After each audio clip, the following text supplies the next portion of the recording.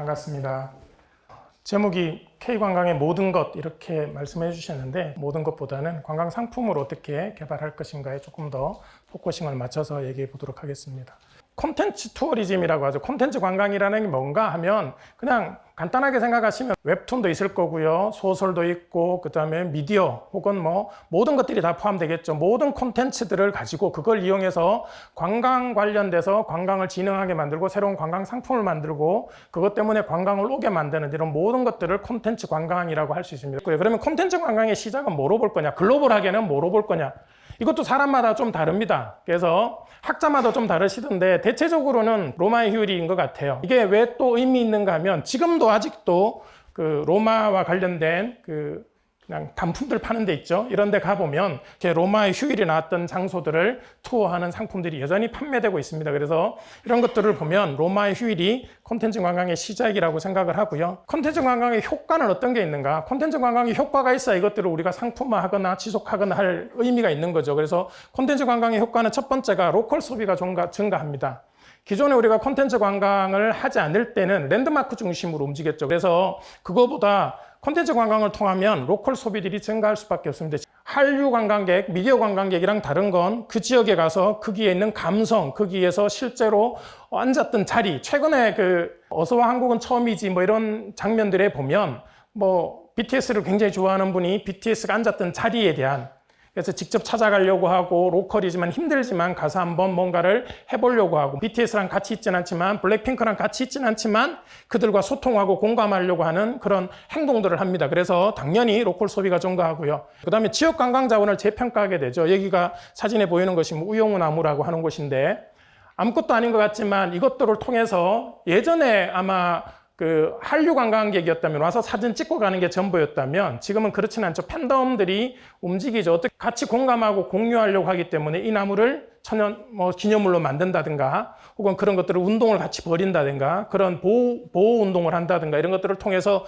지역 관광 자원을 재평가할 수 있고요. 그 다음에 요즘 이제 관광공사나 문체부나 정부 차원에서도 굉장히 많이 이야기하는 관계 인구를 늘리거나 혹은 생활 인구를 늘리는 것에 대한 고민들을 저는 어떻게 보면 기본적으로 우리가 가지고 있는 이런 콘텐츠 관광을 통해서도 충분히 관계 인구나 생활 인구를 늘릴 수 있겠다라는 생각을 합니다. 그래서 긍정적인 면들은 분명히 있고요. 이런 긍정적인 면들 때문에 K 콘텐츠를 활용한 K 콘텐츠 관광 상품들을 만들려고 하는데 그런데 콘텐츠 관광이 가지고 있는 한계도 있습니다. 두 가지 한계가 있는데 지속 가능성이 어쩔 수 없이 떨어지는 부분이 하나 있고요. 또 하나는 오버 투어리즘이죠. 기본적으로 콘텐츠 관광이 모두가 오버 투어리즘의 고민들은 가지고 있습니다. 그래서 너무 많이 찾아와서 주민 생활의 안정을 해친다든가 혹은 너무 많이 찾아와서 나머지 서비스들을 못하게 한다든가 이런 것들이 있고요.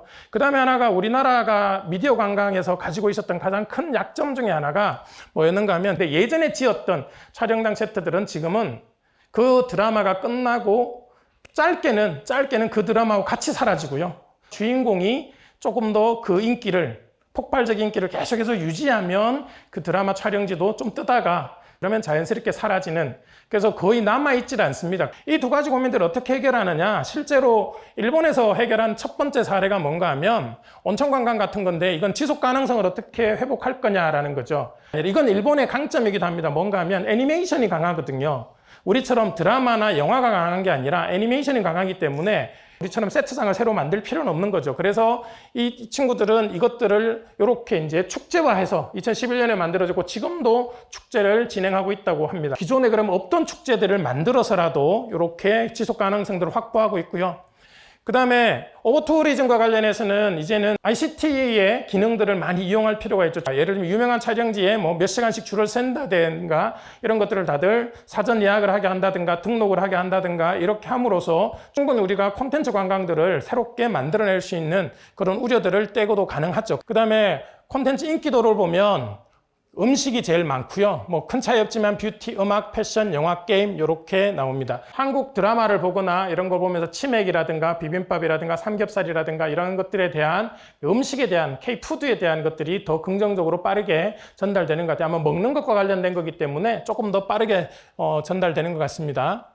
그리고 인기 상위 국가는 UAE하고 말레이시아, 베트남, 인도, 사우디아라비아 이렇게 됩니다. 조금은 이게 이제 조사할 때마다 다르겠죠. 현지에서 실제로 유행하는 콘텐츠나 유행하는 K-팝의 가수나 혹은 유행하는 영화나 드라마에 따라서 조금은 달라지겠지만 어쨌든 2023년 해외 한류 실태조사 작년에 한 건데 작년에 했던 것들을 보면 UAE하고 말레이시아, 베트남, 인도, 사우디아라비아가 우리를 많이 K 콘텐츠로선 좋아하고요. 그 다음에 매출액, 수출액을 보면 2022년에 수출액이 130.1억 달러고요. 전체는 146.9조 원. 140조가 넘는 시장이 됐고요. 국내외 우리가 여행 시장에서 국내 시장, 해외 시장을 코로나 때문에 좀 달라졌겠지만 2019년 정도로 보면 아웃바운드 시장, 인바운드 시장, 도메스틱 시장 다 합쳐도 뭐 80조 시장 이랬거든요. 관광과 관련된 시장의 규모가 80조 혹은 뭐 많이 보면 90조 이렇게 봤는데 이미 콘텐츠 시장은 150조 가까이 146.9조니까요. 그리고 그와 관련된 수출이 130.1억 달러 엄청난 수출을 하고 있는 시장입니다. 그래서 이미 우리가 콘텐츠 관련된 시장들이 이렇게 커지고 있고 이 안에 그러면 우리가 어떻게 관광으로 여행으로 어떻게 접속할 수 있을까에 대한 고민들을 이제 할 때가 됐다는 거죠. 그래서 K 콘텐츠는 기본적으로 스펙트럼들을 점점 더 넓혀가고 있습니다. 20여 년 동안 한류가 발전할 수 있었던 것은 문화적 할인을 낮추기 위한 시도와 노력이 주요했다라고 합니다. 문화적 할인이라는 게 뭔가 하면 한류의 초창기에 생각해 보시면 우리 드라마나 우리 영화나 혹은 우리 K-팝의 초창기도 뭘 했는가 하면 그들에게 맞춰줘야 되는 거죠. 듣기 편하게 맞춰준다든가 아니면 가격을 할인한다든가 이게 문화적인 할인율이라고 합니다. 그래서 문화적인 할인율을 낮춰줄 수밖에 없었다는 거죠. 그러니까 할인율이 옛날에 굉장히 높았어요.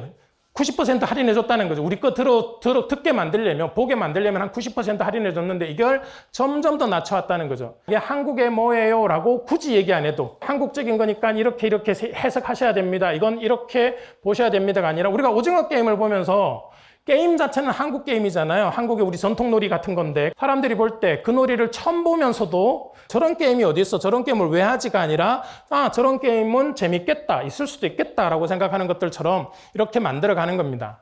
그래서 K 콘텐츠가 K 관광으로 연결되기 위해서는 기본적으로 문화적 할인율을 낮추는 것과 함께 K 관광의 문화유산이나 생활 방식의 유니감이 같이 공존해야 된다. 저는 굉장히 다행인 게 우리가 이런 것들을 굉장히 잘하는 사람들이거든요. 특히 이제 스토리와 관련된 스토리를 만드는 거. 우리나라가 지금 그 K 관광에서 K 콘텐츠에서 굉장히 인기 있는 것들 중에 K 드라마, K 영화, 그다음에 뭐 K 팝, 그다음에 푸드, 그다음에 패션 이런 것들의 가장 기본이 뭐였는가 하면 K 웹툰 같은 것들이 굉장히 인기를 끌면서 스토리와 관련된 것들이 우리가 굉장히 강한 민족입니다. 그래서 이런 것들이 충분히 우리가 만들어낼 수 있다라고 보고요.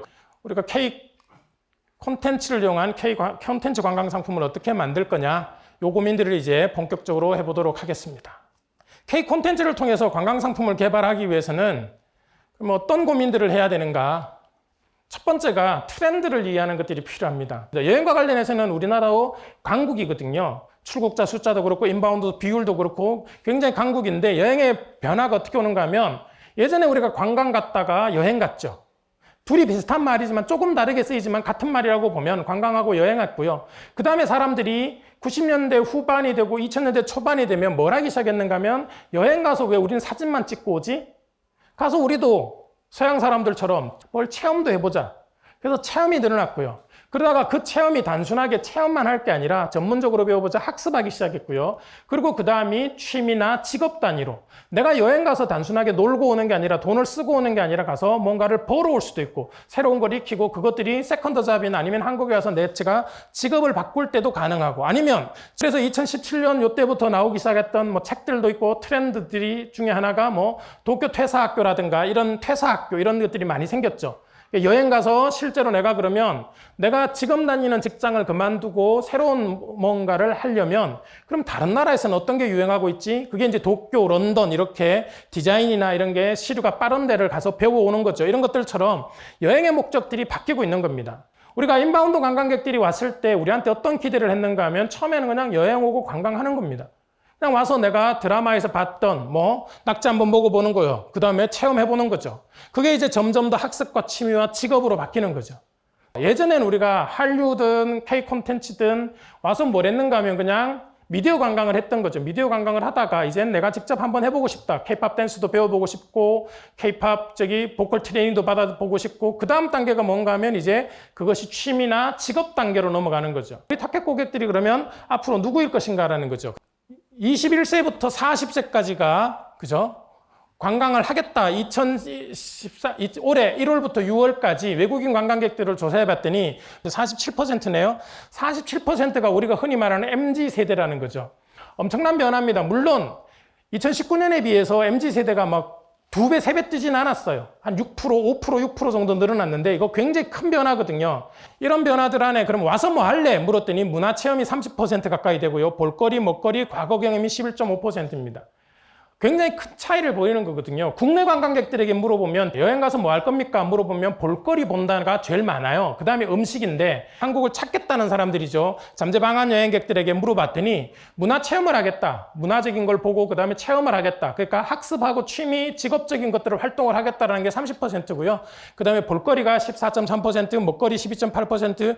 그러니까 저게 작은 게 절대로 아닙니다. 그 다음에 아까 말씀드린 것처럼 여행에 대한 이유가 바뀐 거죠. 그래서 MZ세대들한테 물어보면 대한민국에 와서 뭐 하냐가 미용실 가고 배달치킨하고 한복 체험하고 방탄지도 따라 여행하고 공연 관람하고 댄스 클래스하고 녹음 체험하고 성지순례 하는 건데 기존의 여행사들이 제공했던 랜드마크 중심의 여행이 하나도 없어요.